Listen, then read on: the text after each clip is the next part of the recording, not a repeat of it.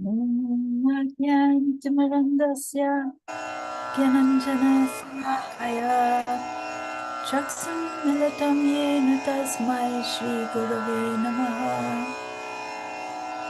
Shri Chaitanya Manabhistam Stapitam Yena Bhutale Swayam Rupa Kadamayam Dadati Sapadantikam Nama Om Vishnu Padaya Krishna Prasthaya Bhutale Shrimate Bhakti Vedanta Swaminiti Namane Namaste Saraswate Deve Gauravani Pracharine Nirvishesha Sunyavadi Paschatya Deshatarine Vanchakalpatarubhyascha Kripasindhu Vayevacha Patitanam Pavanebhyo Vaishnavebhyo Namo Namaha Jai Shri Krishna Chaitanya Prabhu Nityananda Shri Advaita Gadadhar Shivasadi Gaura Bhaktivinoda Hare Krishna Krishna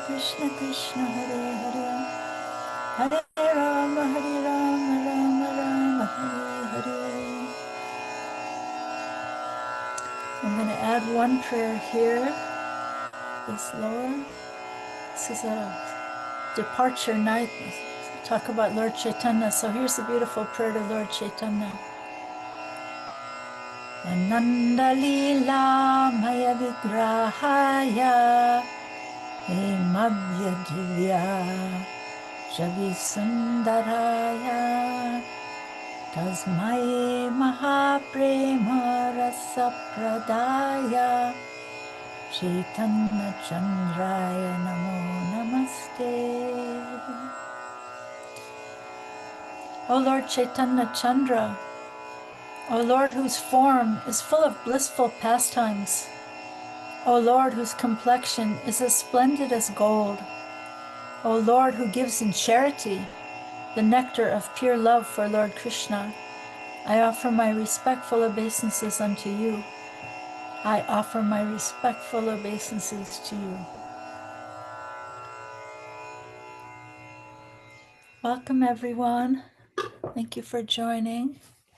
I see there's Sharmila and Stephanie. Hare Krishna. Hare Krishna. Good to see you. And there's Krishna Drew and Susan and George and hello. Andrea. Hello, George. And Andrea. Good. Welcome, everyone. So yeah, tonight it's going to be a little bit of a departure. Try to talk about Lord Chaitanya. Let me find this other book. Oh yeah, there it is. Okay. Yeah. So Lord Chaitanya's appearance day is Monday night. So I thought we'd speak a little bit about him. One thing I wanted to say is, just beginning, I took this course through, it was a little cohort of students through the Oxford Hindu Center, the Oxford Center for Hindu Studies. And one of the scholars who was one of the teachers in that course said something really interesting, that these great acharyas, like great Ramanujacharya, Shankaracharya, some of these great acharyas, they have sometimes maybe 2, maybe 3 biographies written about them. But this scholar was saying Chaitanya has something like 18 or 19 biographies were written about him. People, who were witnessing his pastimes just while he was living or just after he was living. So this scholar was saying, what an extraordinary person. He was not a devotee at all, but he was saying, what an extraordinary personality this Chaitanya Mahaprabhu must have been to have so many biographies written about him, when even others who were very, very great personalities have maybe 2, maybe 3 biographies written. So yeah, his pastimes are beyond extraordinary. So in this age of Kali, there's some really, really beautiful verses that I want to share with you tonight. I was trying to figure out which way to go with this. Should I go with stories and pastimes? And I just thought to maybe explain what's called the tattva, or the kind of foundational truths about Lord Chaitanya, more than kind of a storyline tonight, but lots of beautiful prayers. So here's a verse from the Caitanya Chandramrita. This is a really small book, but a very ecstatic book written by Prabodhananda Saraswati. He was the uncle of Gopal Bhatta Goswami and a great scholar from South India. So some of the verses I'd like to share with you tonight are from this really ecstatic book, I would say. So he says, "Now it is the age of Kali. My enemies, the senses, have become very strong. The splendid path of pure devotional service is blocked by millions of brambles. I am weak and agitated. Alas, alas, where can I go? O Lord Chaitanya Chandra, if you will not give me your mercy, what can I do?" So it's kind of a lamentation. I forgot to mention, please have a pen so you can reflect back what was really special for you. So here's another one from him. He says, "Now that Lord Gora has descended to this world, the waves of the holy names of Lord Krishna are suddenly flooding this planet, and the hearts of the fallen conditioned souls, which were as hard as thunderbolts, have now become as soft as butter. Let me take shelter of that Lord Gora." Also, Chaitanya Chandramrita.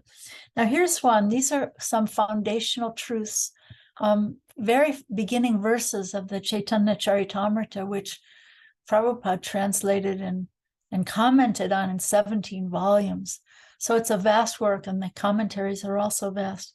But this is beautiful verse 4 from the Chaitanya Charitamrita by Krishnadas Kaviraj Goswami. So he says, "May that Lord, who is known as the son of Srimati Sachi Devi, be transcendently situated in the innermost chambers of your heart.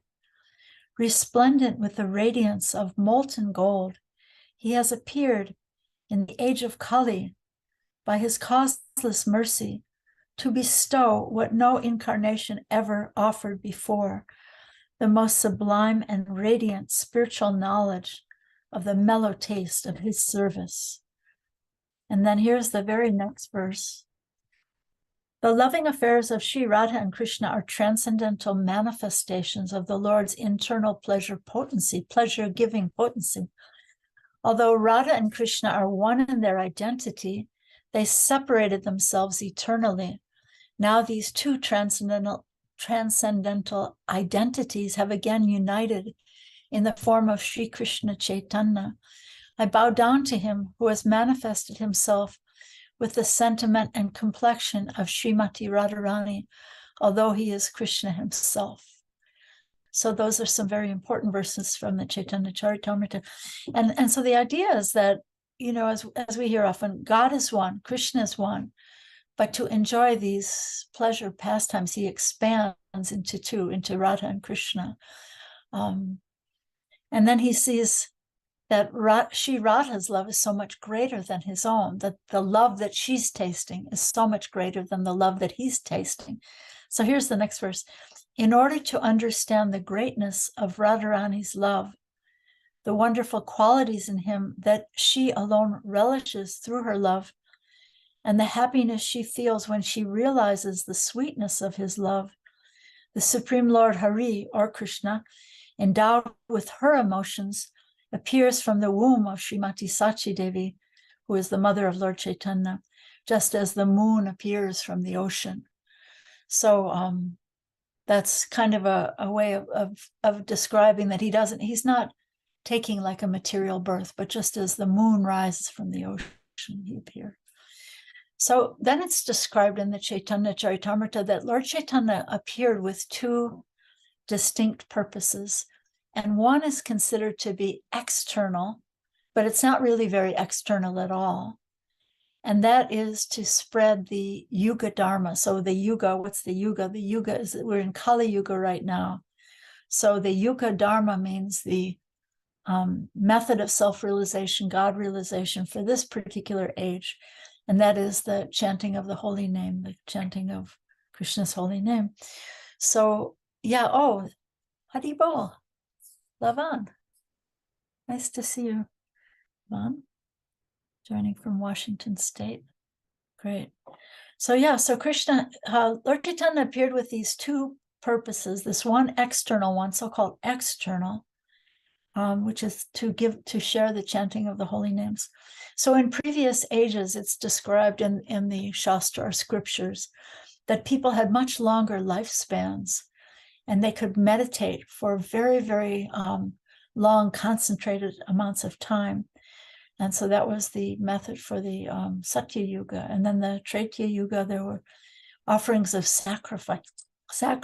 And then in the Dwapara Yuga, there was gorgeous temple worship. And it's interesting because these methods also kind of parallel what's in biblical literature about the rabbinical age or the age of sacrifices. So that's kind of interesting too. So according to the Vedic scriptures, in this age of Kali that we're in right now, all of that is diminished. All people's lifespan and abilities to concentrate, to focus, to hear once and to know by memory, all of that's reduced now.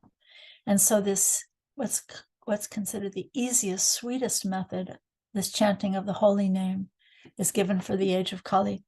So to be honored in two ways: in a joyous congregation with dancing and singing, or also in a meditative solitude, japa. That both those processes of chanting are given for this age. So I was thinking that, we're post-enlightenment people, right? And we have this idea that we're making progress in the world. And now we have computers for instant communication worldwide. In a moment, I can be communicating with someone on the other side of the world. We have air travel. We have atom bombs. We have lovely plastic. We have chemical weapons. So all these things, are all these advancements good things or maybe not so good?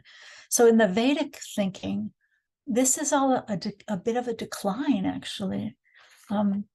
Instant communication in a global village, yet at the same time we have such widespread feelings of isolation and depression and loneliness. Sometimes we read studies that the disease that's sweeping the country and sweeping the world right now is depression more than anything else, right? So much scientific progress, and still there is disease. Disease is morphing one into another, or there's continuous war in one place or another.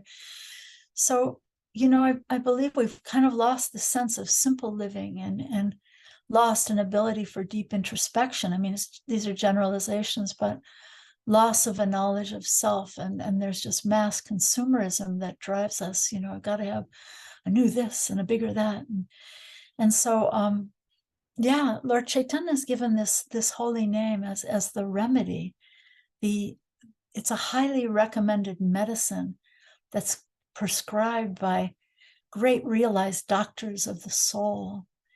A medicine for what? A medicine or a cure for the burning hearts of us, people who are suffering in this material world in this age of Kali, where there's so much anxiety and distraction and craziness all around us, right? Oh, I wanted to read this. Where did I put it away? Yeah, so about the holy name, I wanted to read this really beautiful, just in English. This is the last song of Bhaktivinoda Thakur's Sharanagati. So I wanted to share these verses. They're really beautiful about the holy name. How much power, this is Bhaktivinoda Thakur speaking. So he's the father of Prabhupada's guru. So he's kind of great-great-grandfather guru. He was teaching and writing in the late 1800s and early 1900s. So he says, how much power does the name of Krishna possess? My heart constantly burns in the fire of worldly desires. Like a desert scorched by the sun, the holy name entering within my heart through the holes of my ears showers unparalleled nectar upon my soul. The holy name speaks from within my heart moves on the tip of my tongue and constantly dances on it in the form of transcendental sound. My throat becomes choked up, my body violently trembles, and my feet move uncontrollably. This is a very advanced level of chanting the holy name, yeah? Rivers of tears flow from my eyes, perspiration pours from my body thrills with rapture, causing my hair to stand on end and my skin to turn pale and discolored. My mind grows faint and I begin to experience devastation. My entire body is shattered in a flood of ecstasies. While causing such an ecstatic disturbance, the holy name showers liquid nectar on my heart and drowns me in the ocean of divine love of Godhead. He does not allow me to understand anything, for he has made me truly mad and has stolen away my heart and all my wealth. Such is the behavior of him who is now my only shelter. I am not capable of describing all this. The holy name of Krishna is independent and thus acts at his own sweet will in whatever way he becomes happy. That is also my way of happiness. The holy name is the bud of the flower of divine love, the abode of devotion's wonderful mellows. Such is the power that he manifests, that although he displays his power only slightly, he reveals his own divine form and qualities, steals my heart, and takes it to Krishna. Just two more verses. They're sweet, aren't they? Beautiful, huh? Being fully manifest, the holy name takes me to Vraja or Vrindavan and reveals to me his own love, play, dalliance. He gives to me my own divine, eternal body. So in the Bhakti tradition, it's understood that underneath this body, there's actually a spiritual body in like an embryonic state that's waiting to be developed through this process of chanting the holy name, which is amazing, right? Let's see. He gives to me my own divine eternal body, keeps me near Krishna, and completely destroys this mortal frame of mine. The name of Krishna is touchstone, a mine of all devotional mellows, eternally liberated and the embodiment of pure rasa. When all impediments to the pure chanting of the holy name are taken away and destroyed, then my happiness will know its true awakening. So, some really beautiful, sweet words. Bhaktivinoda Thakur, yeah. So, if this highly celebrated gift of Krishna's holy name, these holy names they're in every culture, every country of the world, right? They're as innumerable as the waves on the ocean. If these holy names give such access to divinity, then my question is, so then what is the second, more internal and even more secret and precious purpose for this descent of Lord Chaitanya? So yeah. So that was the so-called external purpose, not so external, right? But then here's the more internal purpose of Lord Chaitanya's appearance: to give, to teach, to share, and exemplify the precious and unequaled love of the residents of Vrindavan, most of all, the love of the gopis of Vrindavan, and especially the love shown by Sri Radha. So let's look at this. Let's kind of explore this a little bit. Sri Radha and her gopi friends, a very restrictive, traditional culture they were in at that time. Imagine, India's culture can be restrictive now, but imagine 5,000 years ago. So they gave up all conventions of morality and all social restrictions and all the barriers placed on them by their family. And they ran to Krishna in the middle of the night, which was completely forbidden, Krishna's he does everything illegal. He's the illicit lover, right? Hunting the gopis in the middle of the night in the Vrindavan forest. So, and for this, they had to tolerate being condemned by their society. So this highest and purest love of the gopis, Krishna told them that he was completely unable to reciprocate their love. That he told them that their love had to be reciprocation enough because he was incapable. So here's the supreme controller, supreme most powerful person, but he's incapable of reciprocating their love. So so then in order to try to reciprocate their love, Krishna comes back as Lord Chaitanya, and he renounces his family, his friends, his position. He leaves his beloved Navadvip and all his beloved devotees just to travel all over the world, to make all over India, the world at that time, just to make that love of the gopis of Vrindavan famous all over the world, and sending that message through us as well. So Krishna was defeated by the love of the gopis, and the gopis were defeated by Krishna's love. And this is the science of bhakti that Lord Chaitanya came to so freely give to us and to the world, this pinnacle of selfless love. And this is the gratitude of Krishna. So I wanted to share something really beautiful from the Madhurya Kadambini about Krishna's gratefulness. Madhurya Kadambini is a beautiful sweet nectar book. Madhurya Kadambini means the cloud bank of nectar. Very sweet. So here's something about Krishna's gratefulness.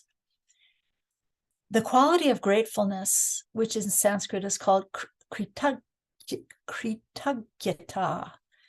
is especially favorable for bhakti.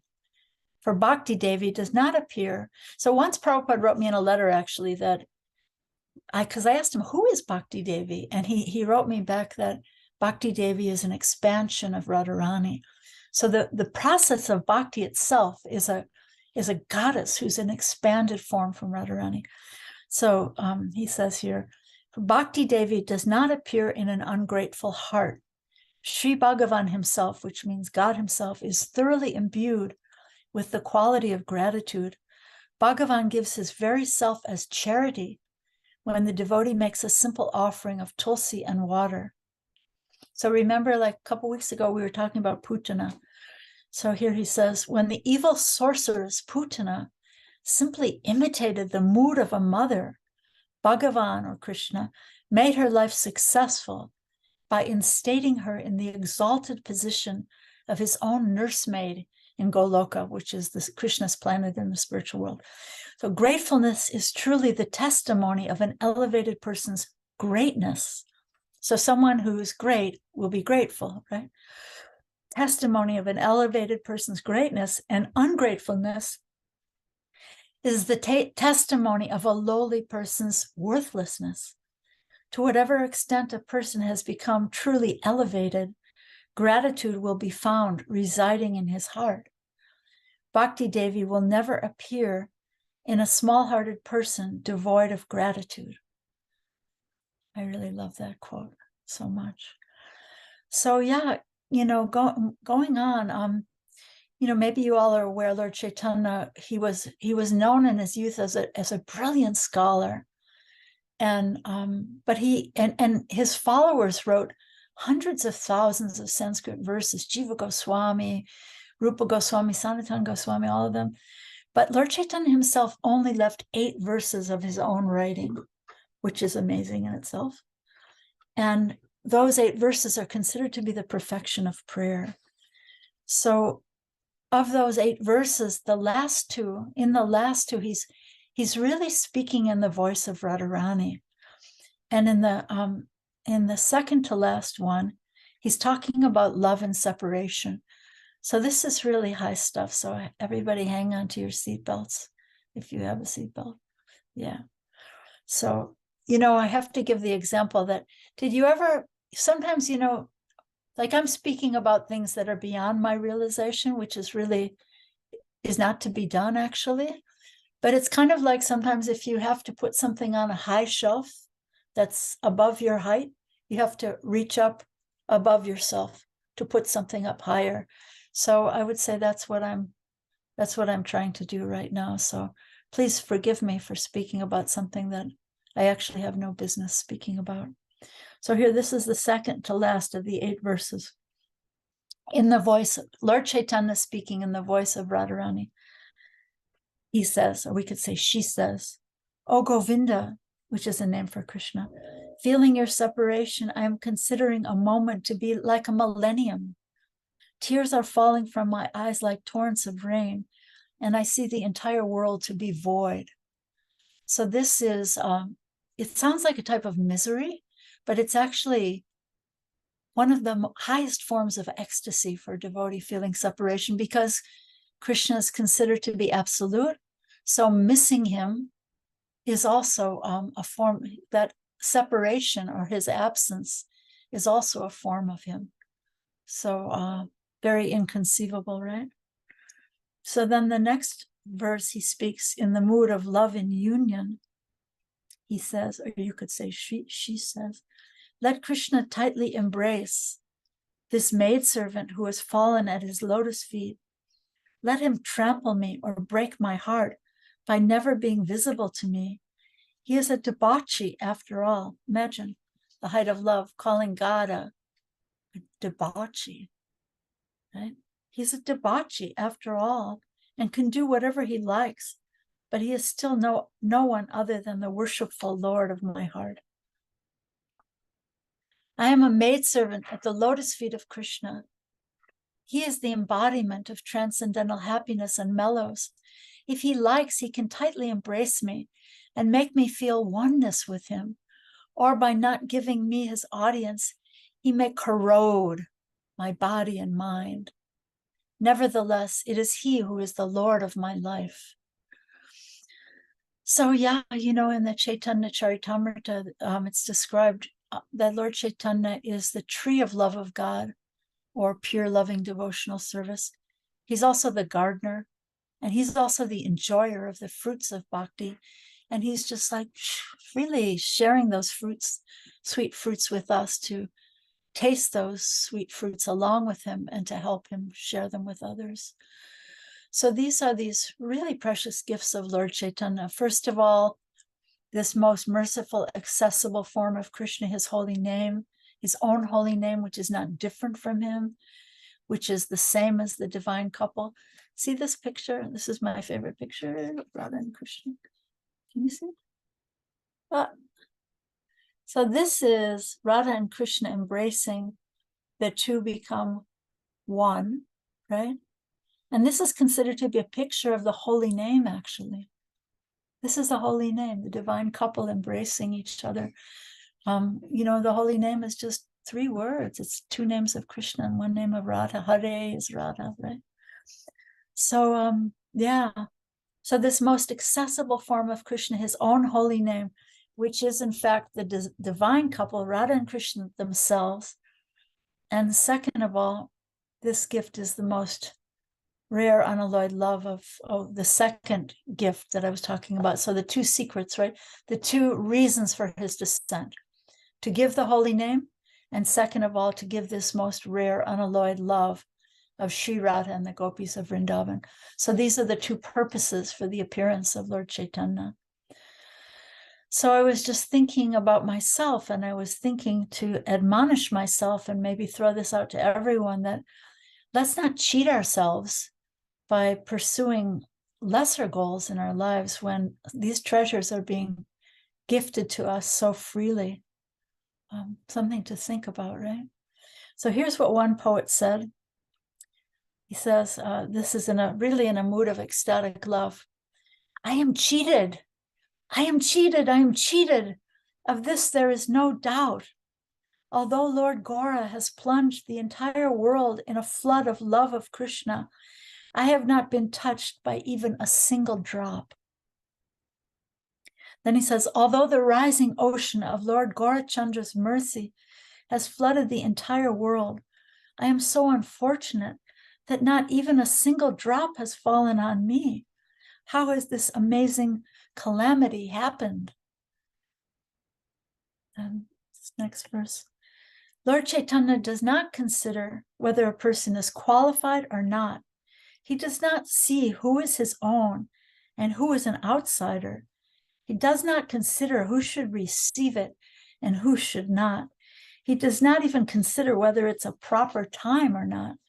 The Lord at once gives that nectar of pure devotional service that is difficult to attain by so many spiritual practices.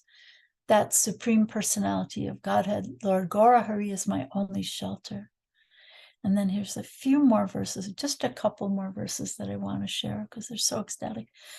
When the golden Lord Hari, so Hari is a name for Krishna, but when he's golden, he's called Gora Hari, Lord Chaitanya.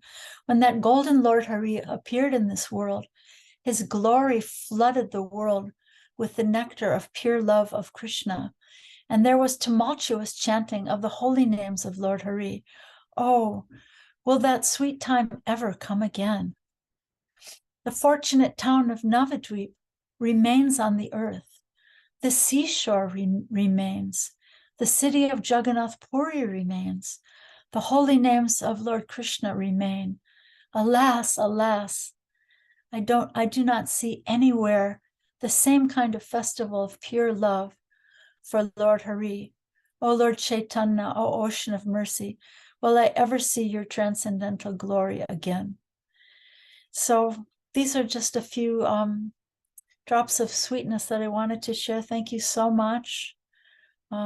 This is a few drops of sweetness from this ocean of sweetness that I would say really is the mercy of Lord Chaitanya Mahaprabhu. So what do you guys think? Anybody like to reflect something back? Let's see. Is it all right if I call on the very thoughtful Lavan,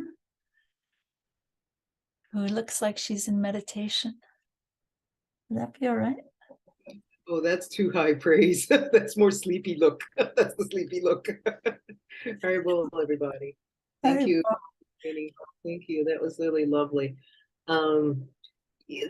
This topic really reminded me of a conversation I had with Andrea once, because I was really struggling with this idea. You know, many of us come to Krishna consciousness through Western eyes, you know, and so my background was from a Baptist church and such. And so, you know, when I would read about these tears and these great exhibitions of, you know, limbs elongating and just all that stuff, I just was like, wow, I just couldn't get it. And I remember Andrea and I were talking one day, and the little key that I was able to get into was, I remember being in Baptist church and people crying.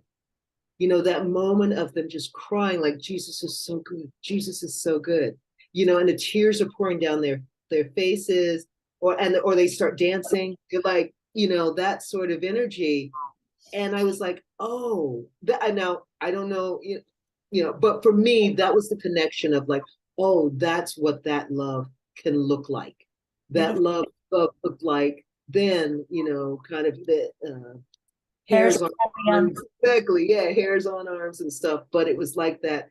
Thank you, Jesus. Thank you, thank you, thank you for giving me life. That, you know, it's just that feeling, and that really helped me kind of cross and not make the experiences of what I was reading in Shastra like this other. You know what I mean? It just helped translate it, like, so it's part culture, it's part kind of experience. So, yeah. Yeah.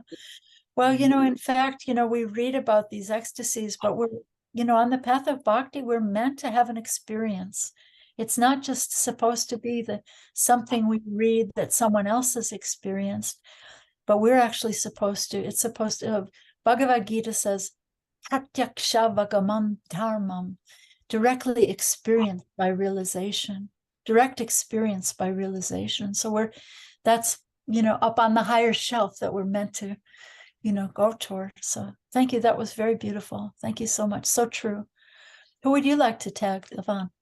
Miss Stephanie. Stephanie. Good afternoon and evening to everybody.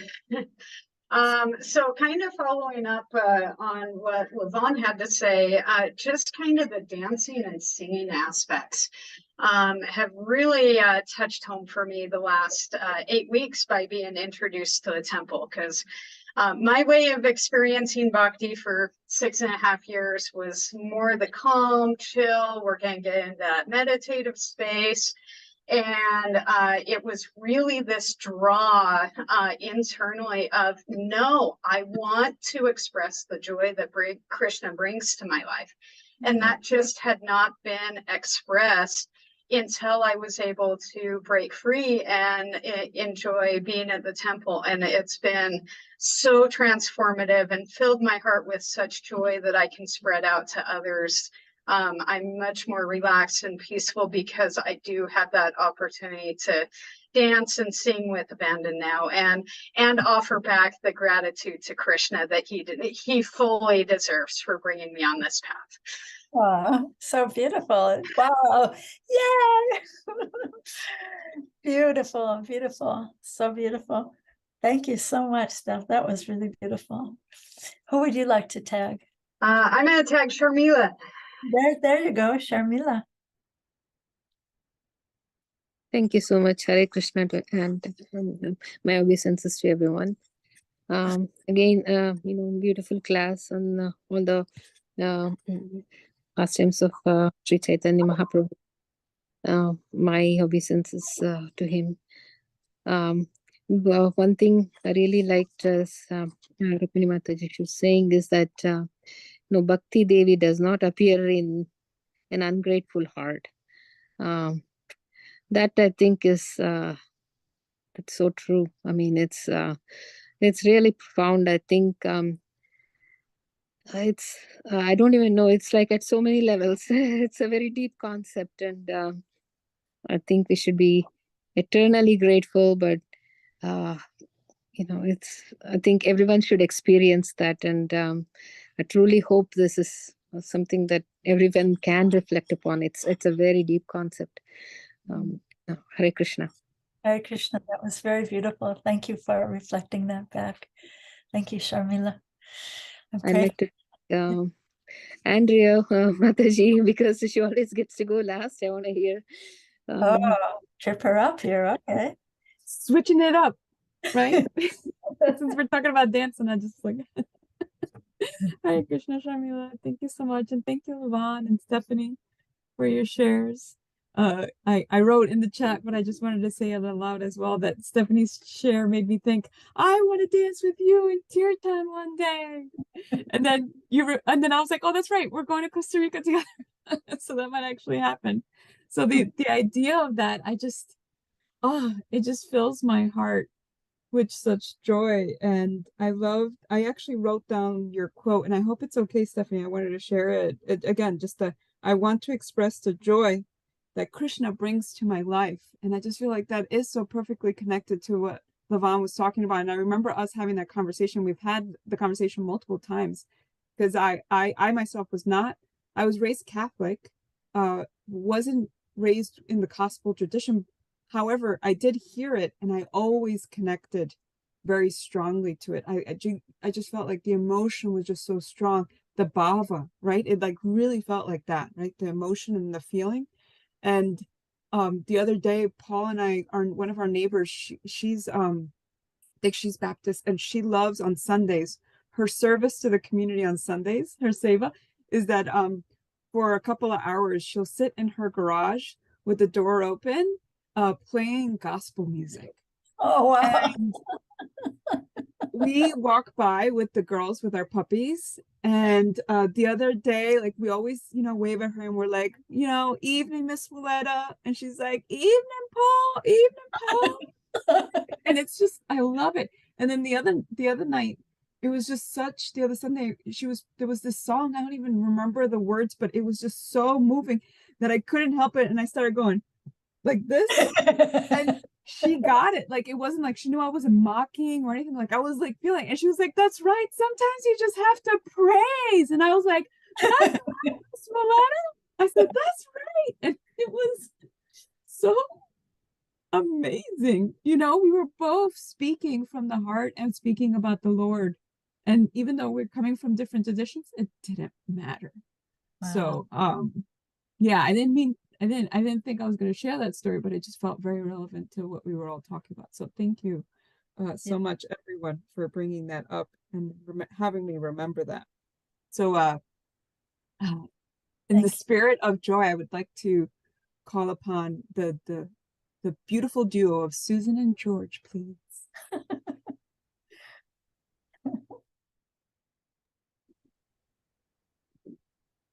Thank you so much. You know, we're in a blizzard right now, and I'm just imagining in this winter scene having neighbors with the garage open, singing gospel. So we could appreciate some of those neighbors here in our winter climate. So thank you so much.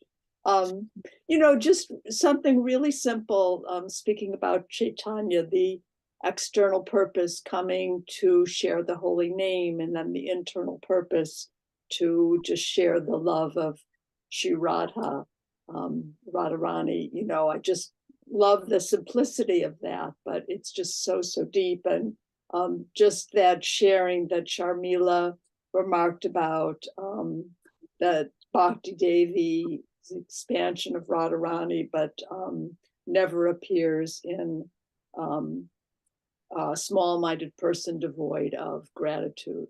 So just, you know, gratitude, how deep that is. Yeah. So if we could live in that mood of praise, right?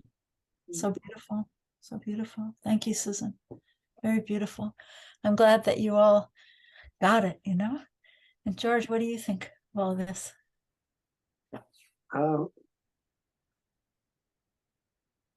Gratitude's the door. I mean, it's clear to me, and I've tried a lot of them. You tried knock, knock, knock on heaven's door, different doors. Yeah, nice. Anything more, George? Well, there's just much that I'm learning that I don't know. Just the Chaitanya's purpose, for instance, and just but I'm mostly moved by how people are penetrated somehow, and it's hard to say just how, except that it happens, and there's no having to defend it. It's visceral, it's felt, and I trust that testimony. That's beautiful. And, so thank you, everyone. Thank you. Yeah. Yeah, you reminded me, George. Radhanath Swami says that gratitude is the lobby to the palace of bhakti. And he says, and there is no back door. Say that again. Gratitude is the lobby to the palace of bhakti. And there is no back door. Well, thank you. Thank you. Beautiful. And we have charming Krishna Drew taking Andrea's place at the end here. Hi, Krishna, everyone. Last, but she wasn't last this time. So, Hare Krishna, everyone. If I heard correctly, there is like 18 or 19 biographies of Chaitanya. So I just looked it up online. So the most a good fact to know, the most recent was written in 1968 in German, Krishna Chaitanya, His Life and His Teaching, and was translated in English in 2014. beautiful. So it's, I guess interesting is like, it's still being written, so many, like,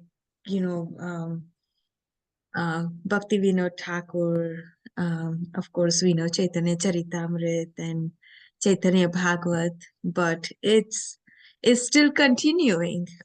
Usually someone, just the way you said, someone would have like one or two.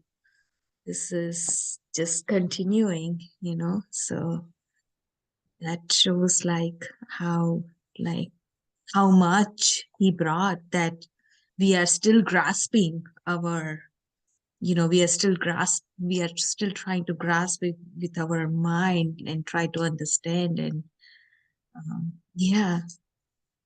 Thank you. Thank you so much. Thank you. Thank you. Well, thank you all so much for being here. It's a precious time for me.